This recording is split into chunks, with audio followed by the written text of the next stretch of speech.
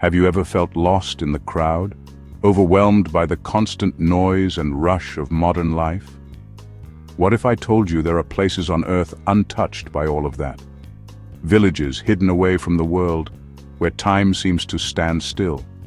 Places where the air is clean, the stars are bright, and life moves at a different pace entirely. Today, we're going on a journey to uncover some of the world's most isolated paradises. We'll meet the resilient people who call these remote corners home and discover the unique ways they've adapted to life far from the beaten path. Get ready to be inspired by their stories of resilience, community, and the enduring connection between humanity and nature.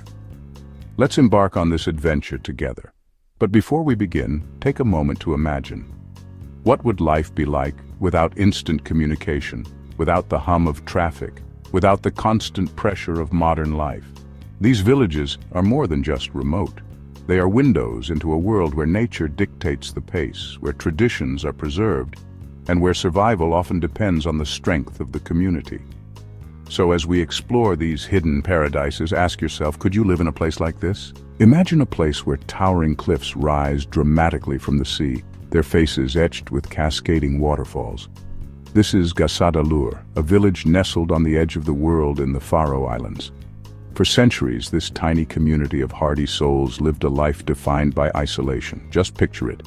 Fewer than 20 people surrounded by the raw, untamed beauty of the North Atlantic.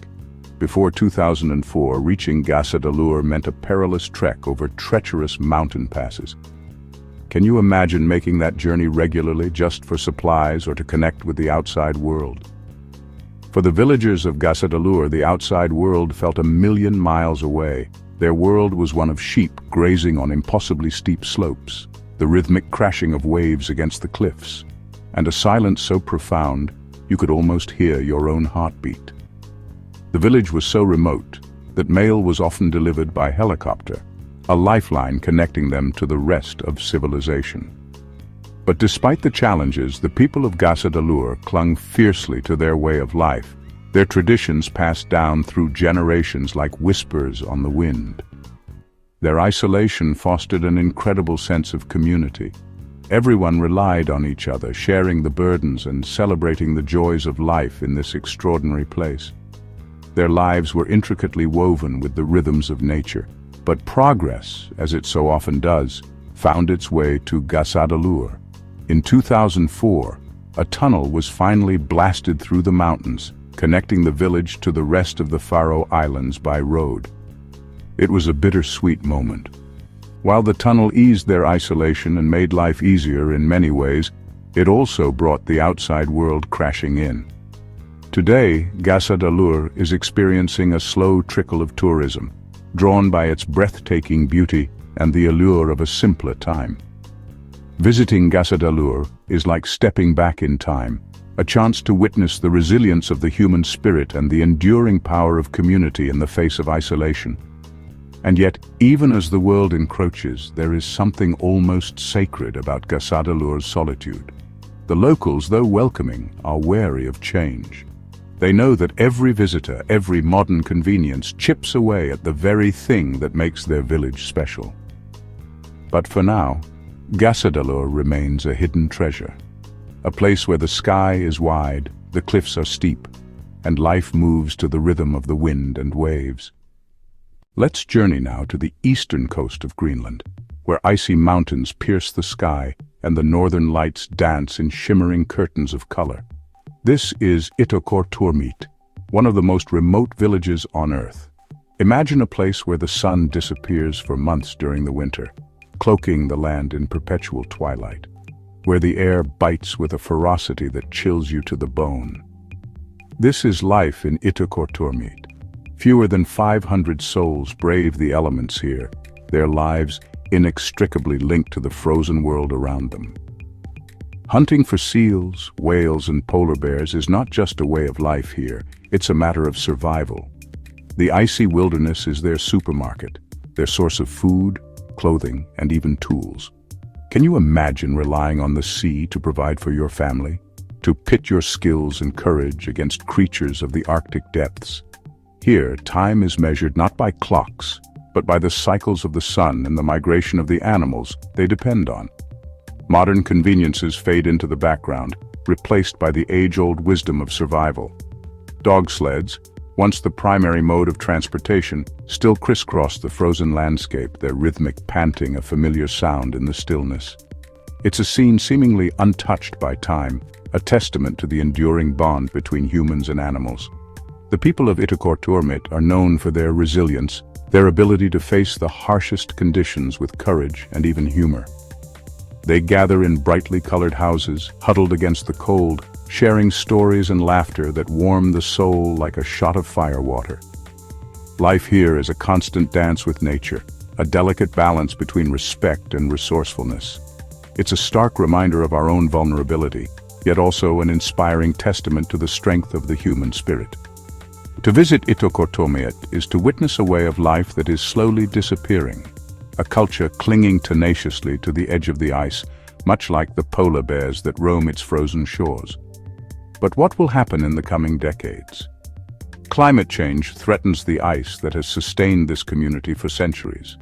The migrations of seals and polar bears are shifting, and the traditional way of life is becoming more difficult to maintain. For the people of Ittoqqortoormiit, adaptation is not just a choice, it is survival. And yet, despite the challenges, they remain. Because to them, this icy wilderness is not just home, it is a part of their very identity. Now imagine a city perched precariously on the edge of a glacier, high in the Peruvian Andes. At over 16,700 feet above sea level, Lirnonada is the highest permanent human settlement on Earth.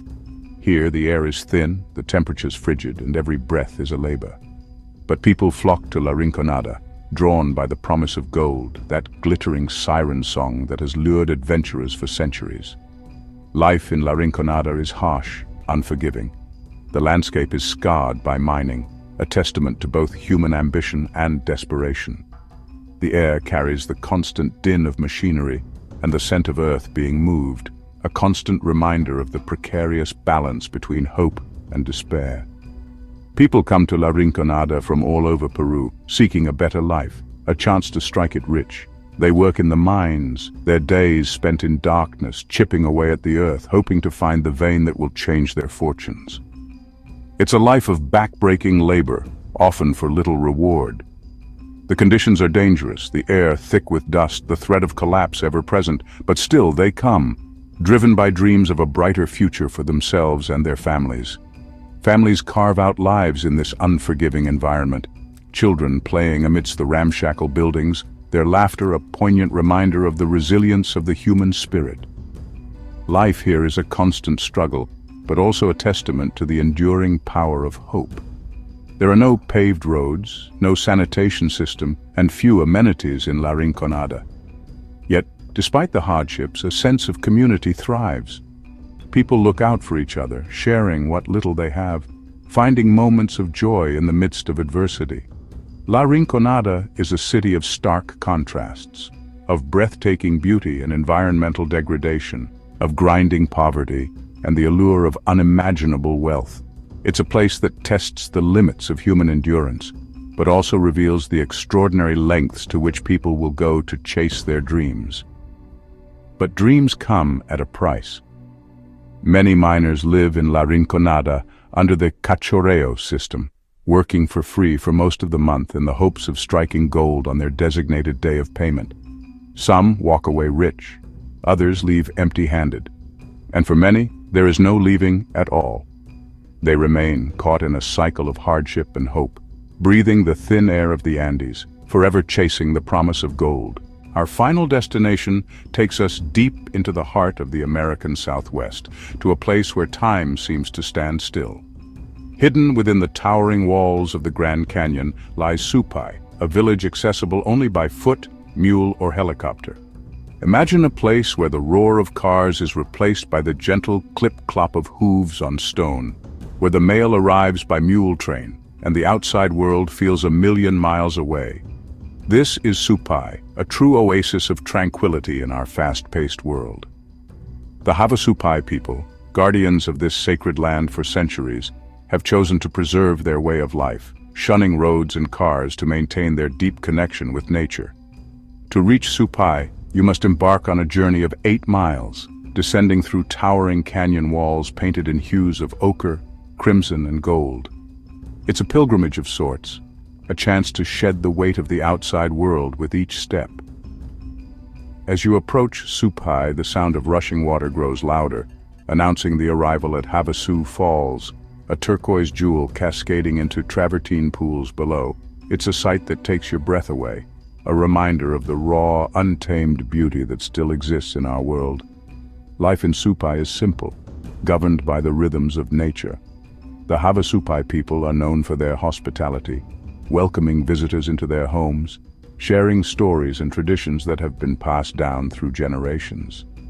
There are no cars in Supai, only footpaths and trails that wind through the village and beyond, leading to hidden waterfalls, swimming holes, and ancient ruins. It's a paradise for hikers, nature lovers, and anyone seeking respite from the modern world. Supai is a reminder that there are still places on Earth where we can disconnect from the digital world and reconnect with ourselves, with nature, and with a way of life that is slowly fading away. It's a place where we can rediscover the beauty of simplicity, the power of silence, and the importance of preserving our planet's most precious treasures. But preserving a way of life is never easy. The modern world is always knocking, bringing both opportunities and challenges. The Havasupai people fight to protect their land and traditions from outside influences, knowing that their home is more than just a destination for travelers. It is a living piece of history. As visitors come and go, Supai remains, a quiet testament to the endurance of culture, the sacredness of nature, and the deep-rooted wisdom of those who choose to walk the slower path. From the windswept cliffs of the Faroe Islands to the icy plains of Greenland, from the heights of the Andes to the depths of the Grand Canyon, these hidden villages remind us of the beauty and simplicity that still exists in the world. We've witnessed the resilience of the human spirit, the strength of community, and the enduring connection between humanity and nature. These isolated paradises offer a glimpse into a different way of life, one that is often forgotten in our fast-paced, interconnected world. Would you trade the hustle of modern life for the peace of isolation? Or perhaps the real question is, how much of that peace can we bring into our own lives, no matter where we are? These hidden villages remind us that sometimes the most profound moments happen in the quiet, in the stillness, in the spaces where life is simple and deeply connected to nature. Maybe we don't need to escape to the ends of the earth to find that. We just need to slow down and listen. In the stillness, we find clarity. In solitude, we rediscover ourselves. The world moves fast, but peace waits for those who embrace the quiet. Share your thoughts below. Subscribe for more hidden gems with wanderer secrets. Like and share with your friends.